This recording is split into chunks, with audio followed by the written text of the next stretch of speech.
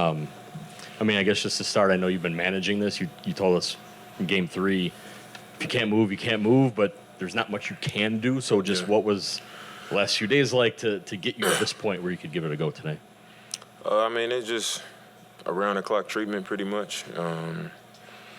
I did it last game of the season against Orlando. I kind of strained it a little bit, and then that whole week leading up to Game 1, I didn't practice pretty much the whole week. I was out literally until Saturday. So I think Saturday was the first day that I did stuff like with the team on the floor, just moving up and down. So I was nervous about it until Saturday, and I finally felt good. And we kind of got it under control for Game 1, Game 2, and most of Game 3, and then into regulation in Game 3, I think it was.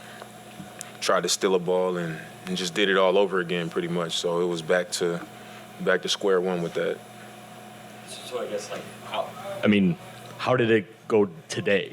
And for you to feel good, like you weren't going to put yourself in danger of something more serious. I mean, I did the same thing, like I said, just a bunch of treatment. I went from the boot to crutches for a little bit to keep so much weight off of it, keep some stress off of it. And treatment, just pretty much around the clock. And I came in this morning at like 9:30. We came to the arena, and I tried to get on the court yesterday and didn't feel good. But I don't think I would have slept well, and I don't think I would have went into the summer feeling good about much if I felt like I let the team go out there and me not at least try. So we came in this morning. I did a workout, like 45 minutes on the court this morning just to move around and just to see like what happens if I jump off my right foot and shoot step backs and pull up jumpers and stuff. And it was a little tender, but I felt like I could manage it, Went back to the hotel, did some more treatment, and I pretty much was in there all the way up until it was time to get on the bus. And, it was like, all right, let's see how I feel when I do my pregame. And I did my pregame shooting, and I think just being in the building, seeing all the T-shirts on the chairs, I started moving around a little bit, and I was just like, I'm gonna play. Let's just do it. This is it. There's no guarantees that we're going to make it back home, and I want to be out there, so that was it. Obviously, this is the end of your first season in Milwaukee. I guess, how do you feel like this season ended up going for you? Obviously, I know it doesn't end the way that you want it to, but just can you take us through kind of what this season has been like for you? I think it was a roller coaster of a year. But I think for me personally, it was a year of growth more than anything. My first time being a part of a different organization than the Trailblazers, after 11 years, picking up my life and, being away from my family and away from my kids, being traded so late into the summer, playing for multiple coaches, trying to find myself within, a new dynamic, a new team, a new organization, playing with another superstar player, another great player in K-Mid. So just trying to find my space within that with everything else happening all at the same time. I think it was a lot for me to fight through, but I take a lot of pride in standing tall, when things don't go as planned or go how I would like them to go.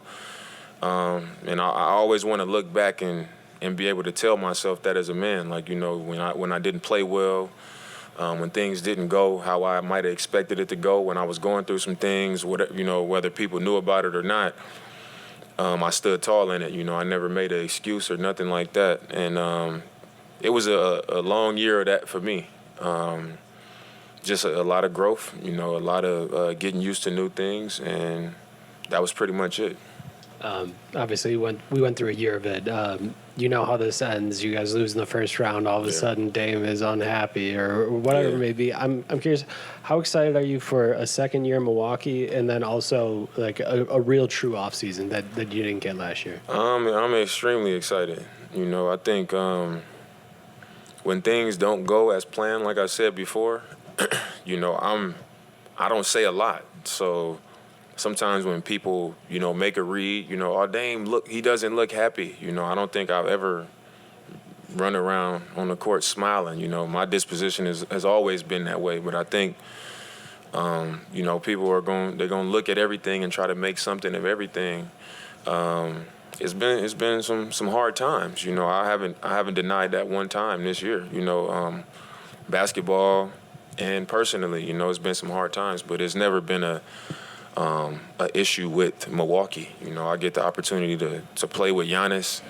I'm playing with veteran players. I know that the only thing we plan for is the opportunity to win the championship, and that's why I made the decision to be a part of something like this. But I understand that the chatter and the gossip and all of those things come with the territory. I know that criticism comes with being on a team with high expectations. And for me, now that the season has come to an end, I'm looking at it and I'm excited that, me having the season that I had. I was almost 25 points a game, 7 assists. We almost won 50 games given everything else. And people just, had a whole lot to say. And when I look at my performance, I know that I could have done a lot of things better. And I know that I'm going to have a full season of knowing who the coach I'm going to be playing for, having a better idea of the guys that I'm going to be playing with, being in Milwaukee. I kind of settled into things here. So having a regular offseason and being able to actually, train and be able to do live stuff. Last year I couldn't do certain things because I couldn't get hurt because I knew I was going to get traded. So I think going into next season, they'll be really surprised that, how much of an impact all of these things actually did have when they see me come back. I know you guys can't control injuries, but just how disappointing was it to not be able to play with Giannis on the floor in the playoffs after obviously that being the thing? It's very disappointing, but it's part of the game. It happens. I think that's one thing that you can do as much training. You can do all the things that you want to do. You can't control when a random play might happen. It can happen at any time. And when you get to the playoffs, the more healthy team is going to win. It's hard to reach the playoffs and be fully healthy for every team, but when you do, it's a blessing to be able to do that. Now you got a better opportunity, and we just weren't able to do that this season. We kind of limped into the playoffs and then had guys getting banged up during the series. But that's fair. That's part of the game. There's no excuse for us. We didn't make it healthy. Other teams made it more healthy, and we got beat. But it's definitely disappointing because how much better of a team we are when he's on the floor and how much things change when he's on the floor and you play an entire 82-game season. You go through training camp. You go through all the ups and downs of a NBA regular season, and you get to the point where, all right, now we're going to play for everything, and you're not whole. You don't have the best opportunity to reach where you want to reach. So it's frustrating, it's disappointing, but it's part of the game. And then you mentioned just the coaching change, but what kind of impact now did Doc have coming in midseason, and what are you just excited about going forward to have him as coach? I think his experience and his voice. I think he just has a way of reaching a team. He's a leader of men. He's not afraid to say what the truth is. Regardless of who might be offended by it or who the offender of what he's speaking on is. It doesn't matter. And I think to be the best version of ourselves as a team, having stars on your team and veterans and guys with the type of experience we have, you need somebody that's going to be willing to challenge them and deal with whatever comes back. And I think because of who he is, his experience, he's the person for that. And I'm excited to know, who I'm going to be playing for, knowing him as a person, being with him for half a season. Now I know what he expects. I know what his style is. I know what he's going to expect of me. So, I think it was a great couple months playing for him, getting to know him a little bit closer.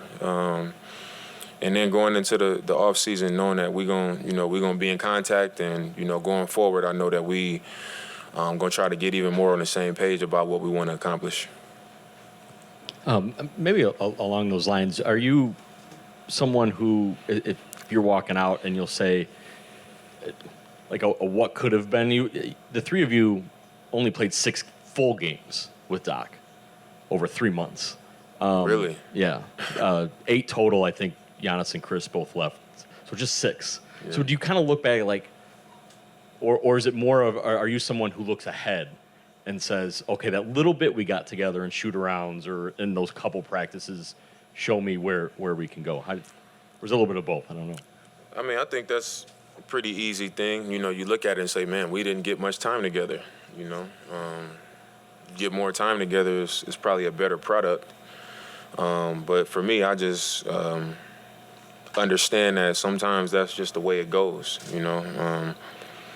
It might happen again. You don't know that. Injuries are a part of the game. You never know what's going to come up in the NBA season. But to answer your question, I think I'm definitely more of a look forward kind of guy. But I don't ignore what happened prior. I do think it's important for us to be able to be on the floor more together. And we just weren't able to do that this season.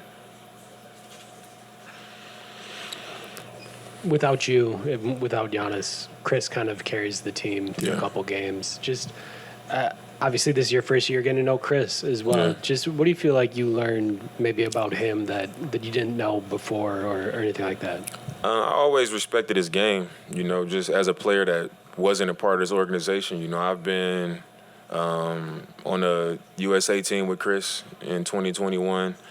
The teams that I've played on, when we talk about players, people respect his game, and I always respected his game.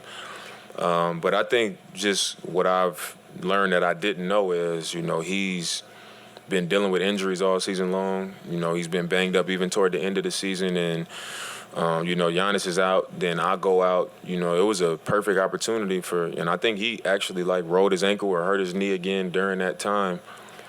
And there was a opportunity right there in front of him to just be like, man, I'm hurt. I can't go, And not only did he play, he rose, and carried us even in Game 3, when I kind of came up hurt at the end of regulation. He hit 2 big shots to force overtime and then to, keep the game going. But coming out Game 5, the game that he had, us being able to play through him and him being able to make tough shots, make plays, directing traffic. I just think his presence, was huge for our team in this series while we didn't play. And I think it just shows who he is, and, I already had a lot of respect for him, but I gained even more respect for him because I like to look at players and I wonder, who's going to think how I think and who's going to be willing to go out how I would go out. And I think when you see that as a man, you respect it a little bit more, and I saw that from him, in this series.